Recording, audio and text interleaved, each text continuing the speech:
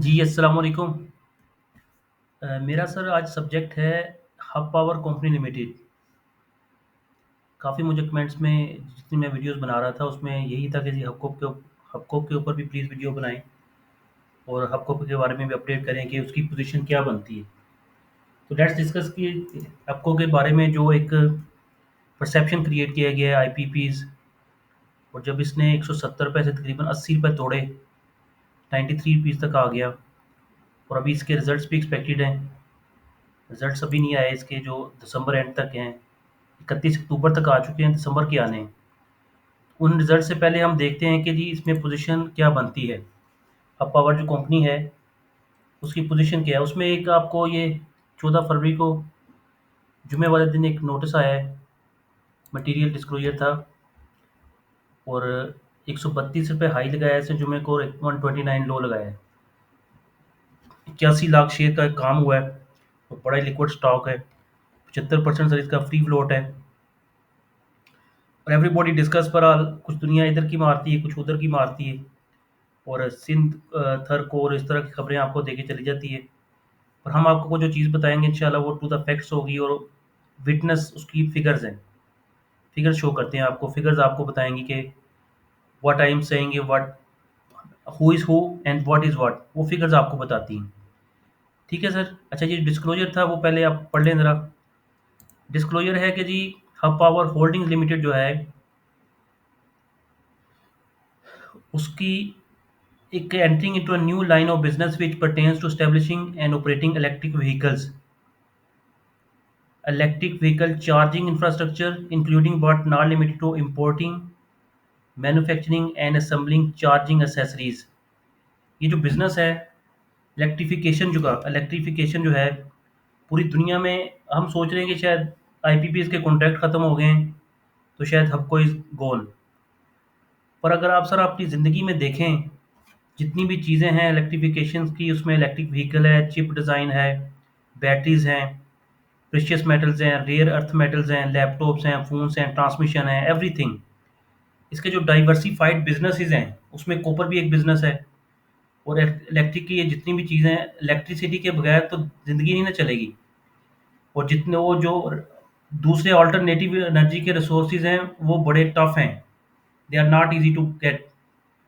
तो we are a growing country, हमारी population भी बढ़ रही है, डिमांड भी बढ़ रही है, सब कुछ है। End of the day beneficiary जो होगा वो हब को ही होगा। Hubco is a blue chip company and they have the best minds. कोई भी किसी भी कंपनी की सक्सेस के पीछे उसके माइंड्स हैं, जो उसके डायरेक्टर्स हैं, जो बोर्ड ऑफ डायरेक्टर्स में बैठे हुए लोग, जो एक स्ट्रेटेजिक डिसीजंस कर रहे हैं, वो उनके जो माइंड्स हैं वही सारा का सारा उन्होंने। गवर्नमेंट ने तो अभी सोचा ना आईपीपीएस खत्म करने का, तो उनकी जो डाइवर्सिफिकेशन है, हम आपको बताते हैं कि उसकी डिपेंडेंसी कितनी है। वो इतनी लिमिटेड सी डिपेंडेंसी है जो गवर्नमेंट के ऊपर थी। और हमने हमने जो आपके लिए फिगर्स बनाई हैं वो डिस्कस कर लेते हैं। नंबर वन है जी, 2023-24 जो फिजिकल ईयर था उसमें रेवेन्यू थी 130 अरब। अभी रिजल्ट्स भी आने ना, हम ये सालाना डिस्कस कर रहे हैं। आईपीपीपी का जितना भी शोर मचा, उसमें जो उससे पहले साल के अभी लास्ट ईयर के क्लोजिंग आई है 2023-24 की, और अभी फर्स्ट क्वार्टर के रिजल्ट्स आएंगे, सेकंड के आने हैं। ये फर्स्ट क्वार्टर के रिजल्ट्स भी हम आपके सामने रखते हैं, तो हम देखते हैं कहाँ पे कोई डिस्पैरिटी आ रही कि नहीं आ रही। ये जो क्वार्टर है, ये कैसा रहेगा क्वार्टर, जो इतना शोर मचा था उसका इम्पैक्ट कितना आ सकता है। लेट्स सी जी, रेवेन्यू है 130 बिलियन की रेवेन्यू थी पूरे साल की, और उसमें 14% का इजाफा था। नेट प्रॉफिट 75 बिलियन रुपीज़ की थी, वो भी 21% का इंक्रीज था उसका। ईपीएस थी सर 53 रुपये की, 53 रुपये की ईपीएस थी, और आपका शेयर अभी 130 रुपये का है आज। आज अगर आप प्राइस टू अर्निंग मल्टीपल इसका निकालते हैं, 130 डिवाइड बाई 53, तो 2 के मल्टीपल पे ट्रेड हो रहा है, 2 के मल्टीपल पे। बाकी जो शेयर्स 10-10 के मल्टीपल पे ट्रेड हो रहे हैं, उनसे डर नहीं लगता आपको? हमने आपको एंग्रो होल्डिंग की बात बताई थी। इसी तरह जो बाकी शेयर्स हैं, वो भी काफ़ी मैं आपको एग्जांपल दे सकता हूँ। बहरहाल Engro holding is one of the blue chip company, जो 10 से ऊपर अभी ऊपर ट्रेड हो रहा है, और ये 2 के मल्टीपल पे ट्रेड हो रहा है, 2.5। 44 रुपये की अर्निंग थी फिजिकल ईयर 2023 में, और अभी 2024 2024 में 54 रुपीज़, 10 रुपये की अर्निंग्स बढ़ी। डिविडेंड उसने दिया 8.5 रुपीज़, टोटल साल का दिया 20 रुपये, पूरे साल के दिए। ठीक है जी। 2024-25 में जो फर्स्ट क्वार्टर के रिजल्ट्स आए हैं, वहाँ पे 5% का डिक्रीज आया है, जस्ट 5% का डिक्रीज आया है। और जो प्रॉफिट्स थी वो इंक्रीज हो गई है। Top line 5% decrease, profit 20 billion rupees है, 11% इंक्रीज है फ्रॉम फर्स्ट क्वार्टर 2024 से। अर्निंग पर शेयर 14.74 14.74 की अर्निंग है। और ये भी 13 रुपये 17 पैसे थी 2024 का जो फर्स्ट क्वार्टर था। ठीक है जी। आगे चलते हैं। प्राइस टू अर्निंग रेशियो हमने आपको बता दी है कि, और प्राइस टू बुक वैल्यू जो है, और average cost of weighted weighted average cost of capital, वो भी हम आपको आगे सारा बताते हैं। डिविडेंड जो पॉलिसी है इसको भी छोड़ देते हैं। फ्री कैश फ्लोज प्रोजेक्शन जो है वो हमने कैलकुलेट की है आपके लिए ये, और उसका हमने एक अजम्पशन की है 5 to 7% ग्रोथ के साथ, जो कि मिनिमल ग्रोथ है। आप कहेंगे कि जी वो अपना बंद हो रहा है, बंद हो रहा है, तो भाई जब उसका इम्पैक्ट आएगा तब आप देखिएगा। अभी कुछ नहीं हो रहा। जैसे ये बैंक्स जो थे, कमर्शियल बैंक्स थे, वो पॉलिसी रेट कम होते रहे पर शेयर तो ऊपर जाता रहा है। तो उसको भूल जाएं आप, जो बंद हो रहा है। जब बंद होगा, जब रिजल्ट आपसे शेयर होंगे, तब आप देखिएगा उसने जो अपनी डिस्काउंटिंग करनी थी शेयर्स ने, वो कर चुका है। 80 रुपये की डिस्काउंटिंग शेयर ने कर चुका है। 80 रुपये, 170 रुपये से सीधा 90 रुपये, 93 रुपीज़ तक आया। अभी 130 रुपये तक जो है, अभी रिजल्ट भी उसके आएंगे। ये जो प्रोजेक्शन हमने आपसे की है, इसको हम अगर हम देखते हैं, तो प्रोजेक्टेड रेवेन्यू 2025-24 जिसके रिजल्ट्स आने हैं, उसमें भी अर्निंग आएंगी तकरीबन उतनी, 56-65 पैसे। 21 रुपये का डिविडेंड है। इसी तरह 2026 में भी अर्निंग्स 143 अरब, फिर 155 बिलियन 2027 में, 2028 में 158 बिलियन, और 2029 में 166 बिलियन। ये प्रोजेक्टेड नेट प्रॉफिट है। अर्निंग पर शेयर जो हमने निकाली है 5% की ग्रोथ के साथ, वो तकरीबन 70 रुपये बन जाएगी 2029 तक। जो इम्प्लीकेशन है 5%, आपने देख लिया ना इम्प्लीकेशन। अभी जो मजीद आप क्वार्टर आएगा वो भी देख लीजिएगा आप। सिर्फ 5% टॉप रेवेन्यू कम हुई, और जो अर्निंग पर शेयर थी वो इंक्रीज हो गई, प्रॉफिट आफ्टर टैक्स इंक्रीज हो गया। तो ये डिविडेंड की एक्सपेक्टेशन है जी, 20 रुपये, 22 रुपये, 23 रुपये, 24 रुपये, 25 रुपये। एक साल वो क्या कर सकता है, मैक्सिमम एक साल डिविडेंड रोक लेगा। और शेयर्स कभी भी डिविडेंड के ऊपर नहीं चलते, हमेशा शेयर्स की अपनी एक साइकी है, और वो कैपिटल गेन्स पे ऊपर चलते। स्टॉक मार्केट का फंडा ही सारा कैपिटल गेन है।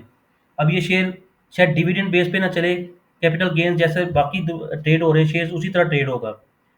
ये weighted average cost of capital हमने निकाली है आपके लिए।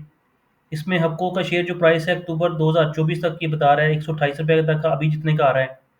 टोटल आउटस्टैंडिंग शेयर जितने हैं, मार्केट कैपिटलाइजेशन 180 अरब रुपये की है। ठीक है जी। Estimate market value of debt कितनी है, 70 बिलियन पीस। 70 बिलियन का ब्रेकअप भी मैं आपको देते हैं कि ये 70 बिलियन पीस क्या है।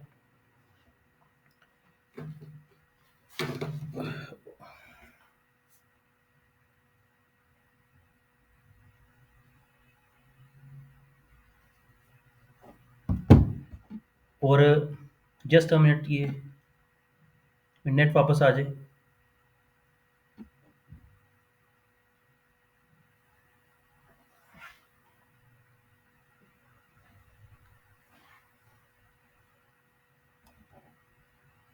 जी, सॉरी लाइट चली गई है। थोड़ा सा आपको शायद फील हुआ होगा कि पोज आ गया था।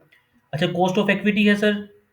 कॉस्ट ऑफ इक्विटी भी हमने कैलकुलेट की है। रिस्क फ्री रेट 10 ईयर का जो गवर्नमेंट बॉन्ड है पाकिस्तान का, उसकी है 15% की रिस्क फ्री रेट है।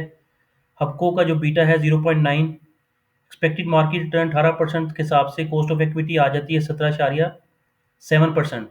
कॉस्ट ऑफ डेट जो है 14% कॉस्ट ऑफ डेट है, और नेट ऑफ टैक्स बन जाता है 9.9%।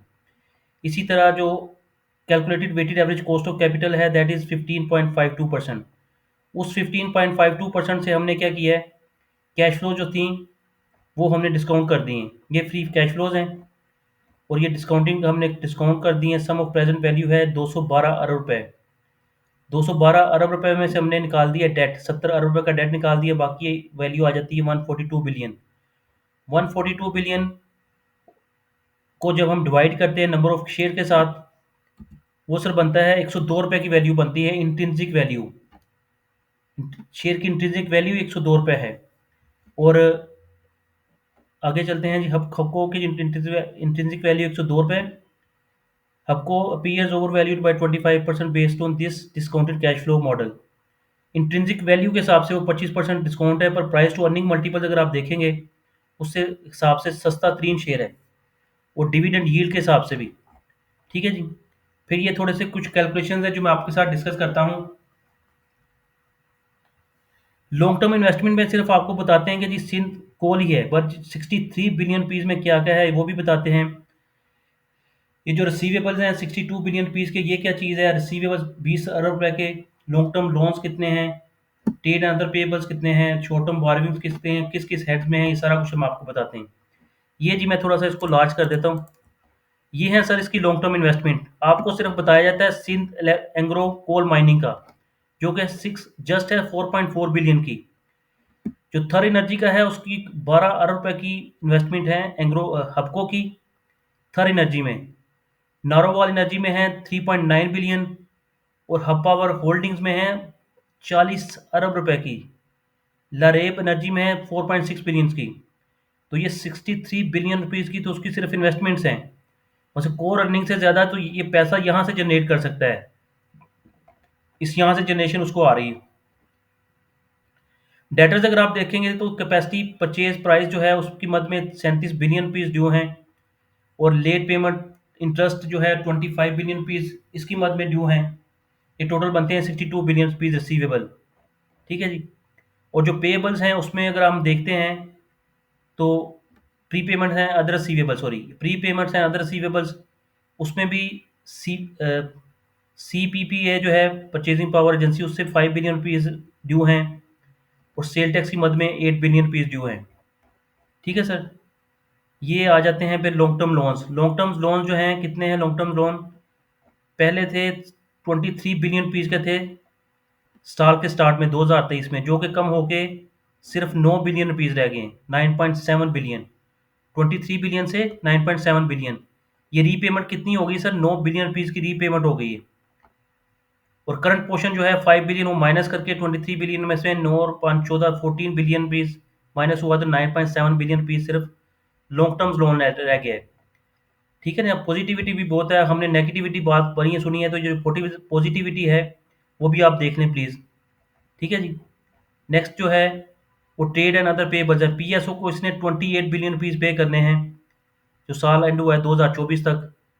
इसी तरह और कोई मेजर खर्चा नहीं है। वर्कर्स प्रॉफिट पार्टिसिपेशन फंड की मदद में 6 बिलियन, तो ये पेबल्स आ गए। शॉर्ट टर्म बारगेंस कितनी हैं? सिक्योर्ड में 14 अरब रुपये है, और प्राइवेटली प्लेस सकक में है 6 बिलियन, तो 26 बिलियन पीस ये हैं। 26 बिलियन और तकरीबन 36 बिलियन पीस का इसका डेट है। जो डेट वो बता रहा है वो डेट थोड़ा सा उसने वो बुक से लिया है, तो ये 26 बिलियन रुपीज़ का जस्ट डेट है। ठीक है जी। अब इसके जो रिजल्ट्स आपको क्वार्टरली आए वो भी हमने आपसे डिस्कस कर लिए हैं। तो जो शेयर है that is not that bad, जिस तरह आप देख रहे हैं, this is very good share and very good investment. अभी जो रिजल्ट्स आएंगे you will see the difference, कि वो रिजल्ट जो हैं जैसे फर्स्ट क्वार्टर के आए हैं उसमें ज़्यादा इम्पैक्ट नहीं आएगा। वो जो डिविडेंड्स इसके आते रहे हैं वो डिविडेंड डिले हो सकता है थोड़ा सा, पर जो वैल्यू है वो इंट्रिंसिक वैल्यू भी आपने देख ली। Price to earning earning multiples देख लें कितने वो वीक अपना लो हैं, 3 से भी कम है। मार्केट के हैं 8 साढ़े 8, उससे भी कम है। तो अब 50 रुपये का 55 रुपये की मतलब 60 रुपये का हम कह रहे हैं, तो 50 रुपये का भी आ जाए तो 400 रुपये का शेयर बनता है यहाँ से 8 के मल्टीपल पे।